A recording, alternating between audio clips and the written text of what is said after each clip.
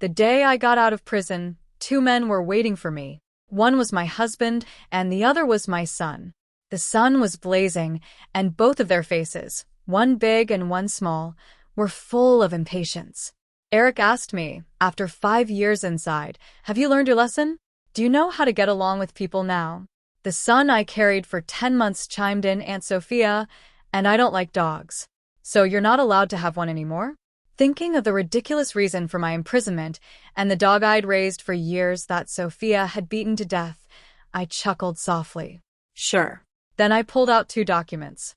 One was a divorce agreement, and the other was a document to sever parental ties.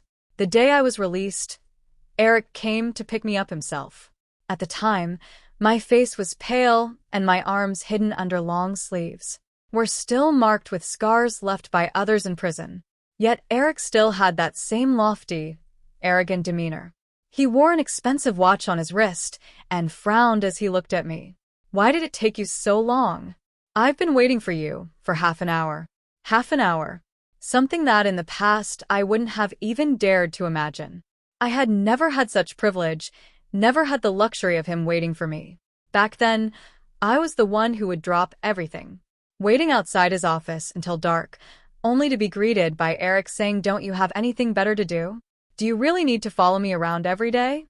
But now I simply gave a half-hearted smile. "Sorry to trouble you." Erick opened his mouth as if wanting to say something more. I had already walked past him, not even glancing in his direction. As I reached the car, the window slowly rolled down, revealing Sophia's familiar face. She smiled and said, "Bianca, you're finally out. We've been waiting for you for so long. It's so hot outside." Erick was worried I'd get heat stroke, so he didn't let me get out of the car. "You're not mad, right?" Seeing I wasn't responding, Sophia frowned slightly. "Bianca, are you still upset about what happened before?" "I'm sorry. I shouldn't have let them beat your dog to death, but it almost bit me before, and how ridiculous. A spoiled princess who needs 6 bodyguards just to step outside, claiming she was nearly bitten by the gentle puppy I had kept locked in the backyard." But Erick always fell for her act. At her words, his frown deepened. "Bianca, are you still holding a grudge? If you really like dogs, I can buy you another one." At that moment, a small head peeked out from beside Sophia, full of anger. "It was just a dog. It almost bit Aunt Sophia. It deserved to die." My dear son, the one I carried for 10 months, clung to Sophia's arm, speaking out against me on her behalf, as if he were her biological child, and I was the criminal who had stolen him away. A sinner, damned to the deepest levels of hell, looking into his eyes, which resembled mine in some ways. I suddenly wondered, maybe it's because he resembles Erick too much. Even Erick's indifference and his favoritism towards Sophia were completely passed down. Sophia gently scolded, "Lucas, she's your mother. You shouldn't talk to her like that." The child scoffed disdainfully and turned his head away. I guessed he was probably thinking that someone like me, especially someone who's been to prison, didn't deserve to be called his mother. When Erick motioned for me to get into the car, I couldn't help but let out a small laugh. Even a dog knows to wag its tail when it sees its owner. But look at our son Erick. It seems he's already forgotten who his real mother is. Chased after Erick for more than 10 years. I chased him until everyone in the city knew I loved Erick and that I only had eyes for him. I even defied my parents for him, clinging to him like a resentful ghost, never letting go. When his family fell into a financial crisis, Erick finally lowered his head and agreed to marry me. The condition was that my family would have to bail out his parents and help them through the crisis. I forced my parents to agree, even though I knew Erick's heart belongs to his dream girl, Sophia. And Chief Sophia was the illegitimate daughter born to the woman who had come between my own parents' marriage. I thought that even the hardest stone could eventually be warmed by the heat of affection, that it could soften over time. But Erick turned out to be cold and unfeeling, like ice, no matter how long I tried to warm him. All I got in return was humiliation and disgrace. Later, Erick single-handedly brought his family business to its peak, earning him the respect and submission of others who all called him boss. And then he turned around and destroyed my family, leaving us in ruins. My brother was forced to flee abroad, and my parents ended up in prison. He left me by his side, making sure to put on a benevolent face and say if it weren't for the fact that you were pregnant with my child, Bianca, you wouldn't have fared well either. He brought Sophia into his life, surrounding her with luxury, nurturing her until she shed the demeanor of an illegitimate child and became polished and radiant. But Sophia hated me too, when I was about to give birth. She had my beloved dog beaten to death, and even made a pot of dog meat soup for me. Smiling, she said, "Bianca, since you love dogs so much, you should try tasting one." Furious, I slapped her on the spot and threw the scalding soup all over her. But the strain caused complications in my pregnancy, and I was rushed to the hospital that night, barely surviving to give birth to my child. Erick was merciless toward me because of Sophia's injuries. He personally sent me to prison. He even added a few fabricated charges, ensuring I stayed behind bars for 5 full years. The child I had risked my life to bring into the world, I never even got to see him, Erick said. Bianca, you should be grateful Lucas doesn't look like you. When I was released, I realized everything had changed, yet nothing had changed. Sophia still hated me just the same, and so did my dear son, the one I had fought so hard to bring into the world. It was as if they had formed some kind of anti-Bianca alliance, always casting disdainful glances in my direction. Erick, however, seemed oblivious, or perhaps he noticed, but simply didn't care. Just like back then, when I told him everything Sophia had done, all he did was frown slightly and scold me coldly. No matter what Sophia did, you shouldn't have thrown hot soup on her. It was just a dog. After all, you scarred Sophia, Bianca. You must pay for the mistakes you've made. I didn't go home with Erick. Instead, I asked to return to my family's old house, even though he said, "The house has already been sold to someone else. You can't go inside." I insisted anyway. Just seeing it from the outside is fine. Erick paused for a moment and, with some reluctance, agreed to him. My family's house was a reminder of his humiliation, the place that forced him to give up the woman he loved. Of course, he had no desire to see anything from my family again. Sophia didn't want to go either, as the illegitimate daughter. She had been brought to my home by her mistress mother when she was just a child. Yet she wasn't even allowed to step through the front door in the silent car. The only one indifferent to it all was Lucas. He was urging Erick to drive faster. Sophia said she'd help me build my blocks today. "Dad, hurry up. Let's get home." They seemed more like a family than I ever did. In their harmonious picture, I was the discordant noise, an unnecessary brushstroke of color, but I didn't care. When the car arrived at the gate of my old house, I pushed the door open and got out. The familiar yet foreign surroundings made me feel disoriented for a moment. It was as if I waited just 2 more minutes. The door would open, and Bruno's impatient voice would come through the intercom. "Why are you just standing at the door, Bianca? Get inside and eat your supper." But as I came back to reality, the empty, dark house stood before me, with no lights shining from within. From the private car behind me, Erick urged me to get back in so we could go home. I paused for a few seconds and said, "I'm not going back. That's not my home as I expected." Sophia's eyes filled with tears, looking pitiful. "Bianca, is it because of me that you're saying this?" "I'm sorry. I never meant to take your place. Erick just took pity on me. That's why I've been staying at his house. If you don't like it, I can move out right now." This shallow attempt to play the victim. If it were posted online, people would be quick to comment, "Sister, stop it." The green tea vibes are overflowing, but Erick seemed oblivious to it. And Lucas, having inherited all of Erick's flaws, shouted at me as well. "Will you ever stop? You've been picking on Aunt Sophia since the moment you got out of prison. Isn't it enough? It's your fault Aunt Sophia suffered, so you deserve to go to jail. How can you still have the nerve to criticize her? He's only 5. Too young to truly understand. He spent so much time with Sophia and with Erick as a poor role model, learning all the wrong lessons. I could understand why he acted this way toward me, so I generously forgave him. Then I said, not only can I criticize her, but I can also criticize you, and I can hit you too. Lucas, do you think I won't? In the end, I got what I wanted.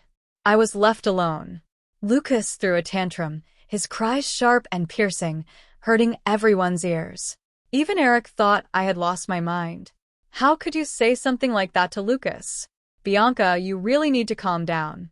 He left me standing there, driving away with Sophia and Lucas. I stood in place for a few minutes. Then, I clumsily climbed over the gate and slipped in through the first floor window, which had never been locked. Using my phone's light to guide me, I made my way through the house. It was a mess, as I expected. It was obvious how hastily things were packed up when they took everything. I headed upstairs and found my old room. Most of the gifts my parents and my brother Bruno had bought for me had been confiscated. I fell behind the headboard and, just as I suspected, found a thick stack of items hidden there. When I pulled them out, I realized they were the love letters I had written to Erick back when I was a student. I paused in silence and opened one. Tucked inside were bills of cash. These had been left for me by my brother Bruno. Our family's bank accounts were completely frozen, so Bruno couldn't leave me enough money to survive. He had no choice but to convert it all into cash and hide it around the house in places where the workers couldn't find it. But I didn't expect him to hide the money inside the love letters reluctantly. I had to reread each one of those letters from beginning to end.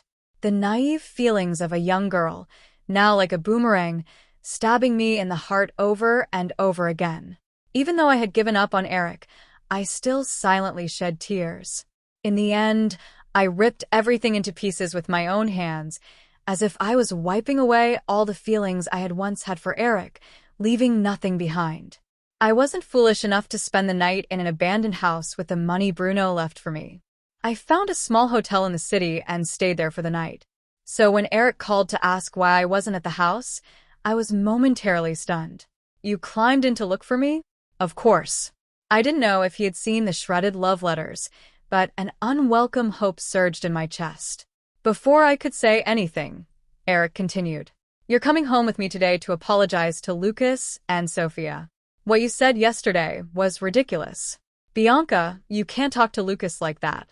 He's your child. The words rose to my throat, but were forcibly swallowed back down. I curved my lips in a silent smile. Don't you think Lucas looks more like Sophia's child than mine? Erick froze. What do you mean? Let's get a divorce, Erick. I exhaled slowly, releasing the pressure in my chest, and said each word deliberately. When you have the lawyer draw up the divorce papers, have him prepare a document to sever ties as well. I don't want you or Lucas anymore. I thought I had made myself perfectly clear, but all Erick said was, Bianca, stop saying things just to spite me. It's pointless. Back when I was chasing him, I'd thrown my share of tantrums. I even gave him the silent treatment for days because of Sophia, but he didn't care at all. It was as if without me, he could live even more comfortably in the end. I had no choice but to swallow my pride and endure my disgust for Sophia. At that moment, I suddenly understood. Whether I was angry or not no longer mattered to Erick. Everything I did meant nothing to him. Just like now, I suddenly lost the desire to continue speaking with Erick. I only said that once the lawyer prepared the divorce papers, I would sign them. Then I hung up, completely indifferent to Erick's interrupted words. The sound in my ears faded, leaving me momentarily dazed. It was as if in an instant I had forgotten why I was even alive. Knock, knock. 2 gentle taps on the door. It was the owner of the inn asking if I wanted to extend my stay. I nodded while going downstairs to handle the extension. I heard the noise outside and couldn't resist looking back. It was children led by their parents skipping along happily, the inn owner said. There's a kindergarten nearby, so there are always a lot of kids around, and it can be a bit noisy in the morning. If it bothers you, I can give you a discount. I smiled and said that would be great. If it were back in the days when I was still a spoiled young lady, I wouldn't have cared about saving a few bucks. But now everything seemed like a fleeting illusion. The innkeeper was kind, offering me a discount and pointing out the best food stalls on the nearby breakfast street. With so many students and parents, the street was lively and bustling. Back then, my parents thought street food was unhealthy. Only my brother Bruno would sneak me out to eat it. But after I married Erick and Bruno moved abroad, no one took me there anymore. Following the innkeeper's recommendation, I bought a Chinese crepe. Perhaps it was the way I was holding a crepe. Gazing so intently at the children passing by, the stall owner smiled and asked, "Up early to drop off your child at school?" Instinctively, my free hand moved to touch my lower abdomen, gently stroking it. I had almost forgotten what it felt like to carry Lucas 5 years ago. So, I softly smiled at the stall owner. "No marriage. No kids. I'm just passing by." Before the stall owner could respond, an angry voice suddenly came from beside me. "Bianca." I turned my head. I saw Erick in a suit. Holding Lucas's hand, his backpack on his shoulders, the child was looking up at me. His eyes were red, filled with disbelief. I felt a sense of twisted satisfaction from seeing Lucas's heartbreak. Didn't he hate me? Didn't he despise me? Wasn't Sophia the only one in his eyes, wishing she could be his real mother? Then why? At the moment I said those words, did he show such a pained, sorrowful expression? But I didn't acknowledge Erick's questioning or the hurt in Lucas's eyes. I coldly nodded at Erick. "Fancy seeing you here, taking Lucas to school?" His eyes widened for once, as if he couldn't comprehend how I could act so indifferent. "Why would you say something like that? Do you want to deny Lucas's existence? You're his biological mother. To be honest, I don't quite understand it myself. Back then, when I was pregnant, it was Erick who repeatedly made it clear he didn't want the baby inside me. If it hadn't been for his family's insistence, Erick would have dragged me to the hospital the moment we confirmed the pregnancy and forced me to terminate it. How is it that now I'm suddenly the villain who doesn't want Lucas?" And the expression on Lucas's face made me laugh even more. If he doesn't see me as his mother, then why does he care about what I say? Why does he care if I acknowledge him as my son? Maybe my smile wounded Lucas's pride. He suddenly yanked his hand out of Erick's grip and shouted, You're not my mom. You don't deserve to be." Lucas turned and ran into the school, sprinting the whole way. On the way, he knocked over a little girl, but he didn't stop to apologize and instead shouted, "Watch where you're going." He has been raised to be an arrogant and spoiled child, completely different from the child I once imagined when I was pregnant. He shouldn't be my child, because he's becoming more and more like Sophia, just like when she was young, standing outside my door with her mother, pointing at me, screaming that I'd stolen her father. I turned to leave, but Erick grabbed my wrist. He looked at me with the eyes of a stranger. "You shouldn't do this, Bianca. Lucas will be hurt. He's been waiting for you to come out. He said many times that he wants to see you." I shook off his hand. "Then you should have told him from the start that he's Sophia's child. That way he wouldn't have had any expectations of me." Then I stopped Erick from trying to explain. "This morning I told you to contact a lawyer to discuss the divorce and the termination of our relationship. How's the progress on that?" For once, Erick was firm. He refused to agree to the divorce. He came up with many excuses. His family, Lucas, and even the company's business were dragged in as his shield. "There's too much going on at the company. I don't have time to deal with this." I nodded with full understanding. "That's fine. I can find someone as long as you're willing to pay. After all, my family went bankrupt. I don't have any extra money to hire a lawyer. I don't need any property or Lucas. Just the divorce papers. It's that simple." Erick slowly fell silent, his brow deeply furrowed. "Is this really necessary, Bianca? I've already moved on from the past, and I'm ready to make things work between us." "Moved on?" That's easy for him to say. He may have moved on, but I haven't. 5 years in prison, scars all over my arms. Those things make it impossible for me to ever look at Erick's face calmly again. I was afraid I wouldn't be able to stop myself from slapping him hard. I smiled slightly, turning to leave with the now cold breakfast in hand. After just a few steps, I remembered something and turned to ask Erick, "Why did you send Lucas to study here? Was it your arrangement?" He seemed to think that I had changed my mind about giving up on Lucas, and a glimmer of hope lit up in his eyes.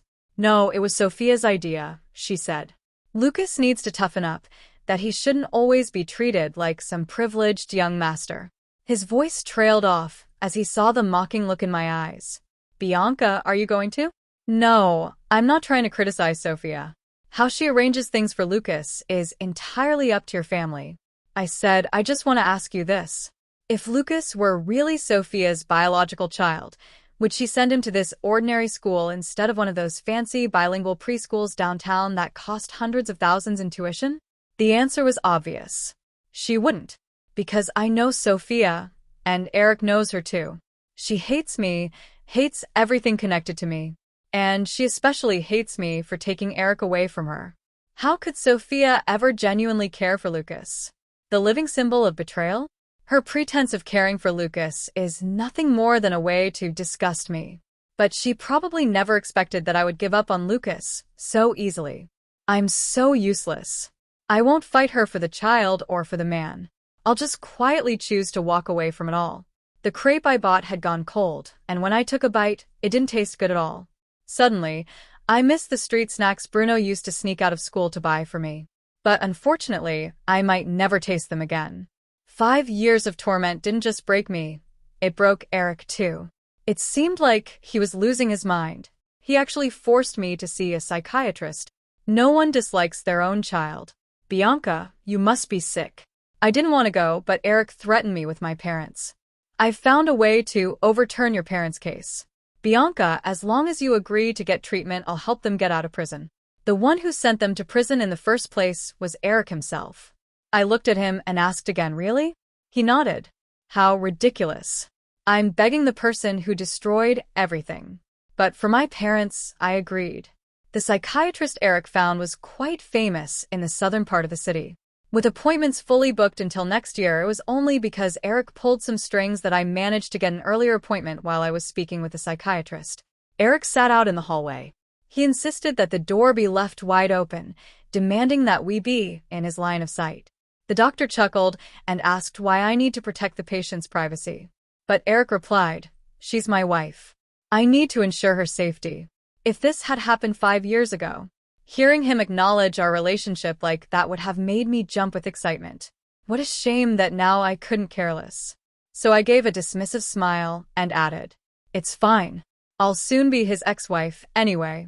When Erick sharply turned his head to look at me, I innocently met his gaze. What's the matter? I only promised you I'd see the doctor, not that I wouldn't divorce you. His face darkened immediately, his lips pressed into a cold, hard line. He sat rigidly on the hallway bench, staring at me without blinking. The doctor shrugged and said, I think I understand why you want a divorce. I smiled without saying anything. I suppose there really were many things I needed to vent to the psychiatrist. He even made a suggestion. If you truly can't accept your own child, I suggest you volunteer at an orphanage or similar institution. Maybe after spending time with other sweet children, you'll be able to accept your own. The doctor's suggestion received Erick's approval on the way to pick up Lucas. He even called his assistant to inquire about all the orphanages in the city. I sat in the back seat, turning my head to watch the changing scenery outside the window. I didn't wait with him at the school gate. Instead, I had him drop me off far away. Erick opened his mouth, but ultimately only said I'll arrange for Lucas to transfer schools. You were right. He deserves to go to a better one.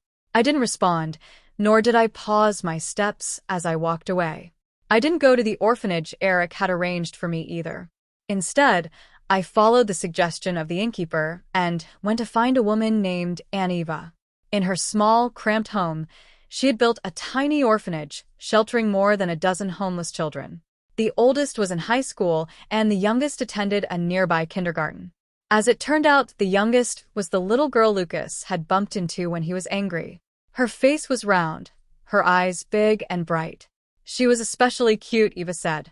As the children grow up, they all need to go to school. So I tightened my belt and saved up enough to send them to school. I patted the little girl's head and smiled as I asked Eva if I could stay and help take care of the children. Of course, she agreed, but she smiled awkwardly and said, I don't really have any money to pay you. All the money goes to feeding them and paying for their education. I shook my head and told her I didn't need payment. The more time I spent with them, the more I grew to love these children. Golden riches might raise spoiled brats, just like Lucas, but plain porridge and pickles can nurture obedient and well-mannered children like Selena. When it was time for the kindergarten parents' meeting, Eva was busy taking care of the kids and couldn't go. So she asked me to attend the meeting in Selena's class. I agreed to take on the task.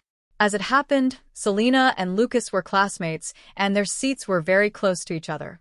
So when Lucas saw me walking into the classroom holding Selena's hand, his eyes widened and he shot up from his seat. He had indeed been raised to be unruly and out of control. He ran over and pushed Selena. Selena fell to the ground, landing hard on her backside, and immediately started crying. Lucas, with his hands on his hips, shouted at her, "Thief."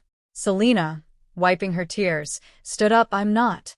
Because of the commotion, the other parents all turned to look. Even the other children gathered around to watch. But Lucas only called Selena a thief, refusing to say what she had stolen. With arrogance, he declared, "You're a thief, a dirty little thief." The parents didn't know anything, but seeing Lucas at such a young age, wearing brand-name clothes and shoes, and the man attending the meeting with him looking like a successful professional, they silently sided with Lucas, scolding Selena and even criticizing me, accusing me of not raising the child properly. I remained silent after helping Selena up, dusting off her clothes. I sternly questioned Lucas. "You say she's a thief. What exactly did she steal from you?" Lucas's eyes turned red as I scolded him, and tears started to roll down his cheeks, but he stubbornly bit his lip. "She knows exactly what she stole from me." Maybe I was too harsh.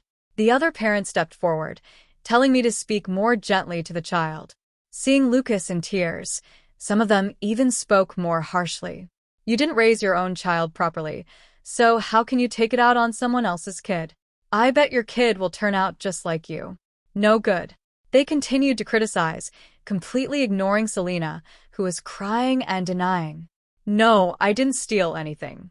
Just as the commotion reached its peak, the teacher and Erick finished their conversation and entered the classroom. The teacher asked, "What's going on here?" The parents quickly started complaining, their faces showing anger while constantly glancing at me. Even Erick noticed me, his expression changing slightly. Lucas probably thought his dad, who always doted on him, would side with him this time too. So a smug look appeared on his face. "You're a thief. Now apologize, Lucas. Apologize." Lucas froze. He looked around, once again confirming that neither Erick nor I was on his side. His voice grew shrill with anger. "I won't apologize. She is a thief. What did she steal from you?" Under Erick's stern questioning, Lucas couldn't hold back anymore. He burst out crying, shouting, "Selena stole my mom. She's supposed to be my mom. Why is she helping Selena?" As his words fell, the room fell into a stunned silence. The parents exchanged awkward glances, and for a long time, no one said a word. It was probably at this moment that they noticed the resemblance between Lucas and me. One by one, they awkwardly closed their mouths and slunk back to their seats. The child's crying didn't stir any emotion in me. I didn't even glance in his direction. Selena wiped her tears and asked me if I wanted to go comfort Lucas. She added, "It's okay, Bianca. I can attend the parents' meeting by myself." I patted her head and smiled. "No need. I'll stay with you." Erick then brought Lucas over to apologize. His eyes were still red, and he looked unwilling. But with Erick pressuring him, the child could only bite his lip, lower his head, and say sorry to Selena. Selena generously forgave him, but then she couldn't resist taking a jab at Lucas. "You're always so mean. I thought you didn't have a mom. Turns out Bianca is your mom, but how come you're nothing like her?" Lucas was so upset that he was on the verge of tears again. Children abandoned by their parents are always sensitive and mature beyond their years, and Selena happened to hold grudges. Seeing Lucas's pitiful expression only made me want to laugh. Even Erick fell silent for a moment before saying to me, "I'm sorry." I looked up again and saw the heavy, troubled look in Erick's eyes. "I didn't raise Lucas well. I'm sorry for how he's turned out. You don't need to apologize to me. He's your son." As the parents' meeting was about to end, I packed Selena's bag. As we walked out of the classroom, Lucas suddenly ran over, grabbing my sleeve and softly calling Mom. I paused for a moment. "You've mistaken me for someone else. I'm not your mom." I gently brushed his hand away, not noticing the dimming in his eyes, and left the kindergarten with Selena. I had been waiting for Lucas to call me mom for 5 years, but when it finally happened, I didn't feel the joy I had once imagined. I had once hoped for this moment before he spoke up for Sophia and looked at me with disdain. But on the day I was released from prison, when I saw him defending Sophia and talking back to me for her sake, the child I had carried for 10 months had already died for me. Afterward, it seemed like Lucas had latched onto me and Selena. Every time I went to pick Selena up from school, Lucas would always be sticking close to her. When he saw me, his eyes would light up, but then he would turn his head as if nothing had happened, only to keep glancing at me secretly. I acted as though I didn't notice his gaze, completely ignoring Lucas's hopeful looks. Selena didn't like me picking her up anymore either, constantly complaining about how annoying Lucas was. But soon enough, she started relaying Lucas's words to me. He said he's transferring to a new school and won't be able to see me anymore. He asked me to give you something. It's the card we made for Mother's Day in class. Lucas said he spent a long time preparing it and wanted to give it to you. He also said that Aunt Sophia moved out of the house and asked me if you're coming back. Selena blinked, looking at me innocently. Bianca, are you leaving? I smiled and shook my head. No, I'm not leaving. I had no interest in returning to that house. Everything that happened in the past, although no longer mentioned, doesn't mean it didn't happen. Even today, no matter how hot it gets 37 degrees outside, I haven't worn short sleeves again, partly out of fear and partly because I don't want to. The scars are too many and too deep. I don't want to scare anyone by showing them. The divorce agreement I had with my lawyer draft was progressing steadily, but Erick never cooperated, always saying he needed more time to review the terms, asking me to wait for his response. The lawyer asked me what to do. After thinking about it, I took the printed draft and went to see him in person, as luck would have it. Sophia was there too. She stood with an air of the lady of the house, smiling at me with narrowed eyes. What's the matter, Bianca? Why have you suddenly come back? Do you need something?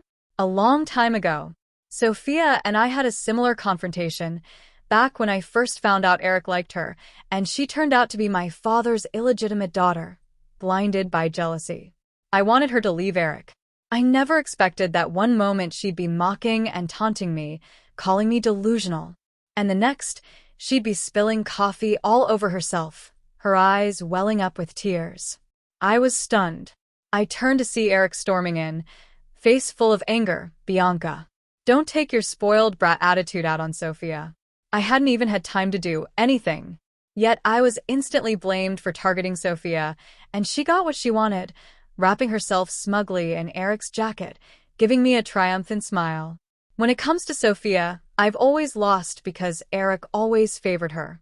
She never had to do anything, and Erick would stand by her side. All these years later, and I once again found myself facing off with Sophia. The maid brought tea, and I glanced down at it, smiling slightly. I just wanted to see if you still have the nerve to wear short sleeves. Just as I expected, Sophia lost her mind on the spot. She threw the scalding hot tea at me, her voice shrill and piercing. You think you'll be better off. What? Did the people I sent not manage to ruin your hand? I had already suspected as much the women in prison who had clear intentions, coming straight for me with sharpened toothbrush handles to slash my arms. Those were probably all arranged by Sophia. She didn't dare ruin my face directly, worried that Erick would notice something when I was released. So she chose to get back at me in a roundabout way. She must have given specific orders to make sure I suffered 100 times more than she ever did. That's why my body is covered in scars. And those 5 years in prison were so dark that I don't even want to remember them. The hot tea seared my arm and the side of my face, turning my skin a bright, painful red, but I didn't react the way I had 5 years ago. Recklessly lunging at Sophia to make her pay, I simply curled my lips into a slight smile and looked at her calmly. Sophia, sometimes people turn into exactly what they hate the most. She froze. The next moment, the door burst open. Erick rushed in, his eyes widening slightly when he saw my condition. Sophia, why did you? Sophia scrambled to explain herself. But Erick didn't listen to a word, she said. He just ordered the maid to call a doctor immediately and started applying ice to my reddened, swollen skin. As Sophia cried, trying to explain that it wasn't intentional, that I had only been trying to gain sympathy. Erick looked up. Are you saying that Bianca poured boiling water on herself just to put on a show for me? Sophia immediately nodded, but Erick let out a cold laugh. No, Bianca doesn't need to. Do you know she asked me for a divorce? She has no reason to play the victim to keep me. Sophia's face turned pale. So you think I'm bullying her on purpose? Isn't that exactly what's happening? The same impatient look that Erick had often directed at me over the past decade appeared again. But this time it wasn't aimed at me. It was aimed at the Sophia he had always cherished. Sophia's lips trembled, and for a long moment, she couldn't find the words to respond. All I could feel was amusement. She's no different from who I was back then. Equally foolish, equally manipulated by a man's emotions. In the end, left with nothing but the lingering disappointment of a relationship that was never quite real, the antique clock in the living room chimed softly, marking the passage of time. It was time for Lucas to come home. No one must have told him that he'd find me at home. So Lucas's eyes lit up, and he excitedly called out, "Mom," as usual. I gave him no response, pulling my hand away from Erick. I said, "I'm only here today to give you the draft of the divorce agreement, since you've never found the time to look at it. If you have any concerns, please contact my lawyer online. I won't be coming back. After all, I only have one life. If I come back a few more times, I'm afraid someone might go mad." My pointed words made Sophia's hands tremble with rage. What do you mean by that? I smiled lightly. Nothing at all. Don't misunderstand. It's not about you. Oh, and one more thing. I turned to look at Lucas. I've spent a lot of time with the kids at the orphanage and I found them to be very sweet. But I'm sorry. I still can't stand Lucas, so my terms remain unchanged. I want nothing from you. Not Lucas. Not anything from your family. I just want a divorce. The color instantly drained from Lucas's face. To him, having his own mother reject him must have been a blow too hard to bear. Erick seemed stunned by my words. He tried to reach out to stop me, but I evaded him. After a long pause, he finally spoke in a broken voice. "Bianca, this isn't fair to the child," he said. Lucas was only 5 years old, too young to understand anything. His perception of me came entirely from what Sophia and Erick had told him at that time. They hated me. How could they have said anything kind? But nothing in this world is fair. If you expect me to treat Lucas fairly, then who will give me fairness for the 5 years I spent in prison? I looked at Erick for once. His eyes were focused only on me, and unlike before, they weren't always filled with the image of Sophia. His eyes dimmed, and his voice was hoarse. "Bianca, do you really have to be this heartless?" I lowered my head and laughed softly. "I'm just learning from how you rejected me back then. So to you, this counts as heartless." As I turned to leave, Lucas suddenly snapped out of it. He clung to my legs, crying sharply, his face turning red from the strain. Mom, I know I was wrong. I'll listen to you from now on, I promise. It was Aunt Sophia who told me to say those things." "I'm sorry, Mom." "Please don't be angry. Mom, please don't leave me." The sharp sound of his crying made me furrow my brow slightly. I coldly pried his arms off me and walked briskly toward the door. As I closed the door, I saw Lucas trying to follow me, but he was crying so hard that he lost his balance and fell to the floor. He cried out, calling for me over and over again. Even Erick, who tried to help him up, was pushed away. "Get away. I want Mom to help me. Give me back my mom." The door shut, and the cries were muffled. I let out a slow breath. 5 years ago, when Erick sent me to prison, he was probably certain. He thought that because I loved him and because my child was his, I would come crawling back after my release, no matter how much I hated him. But Erick was wrong in the end. I didn't love him or the child that much.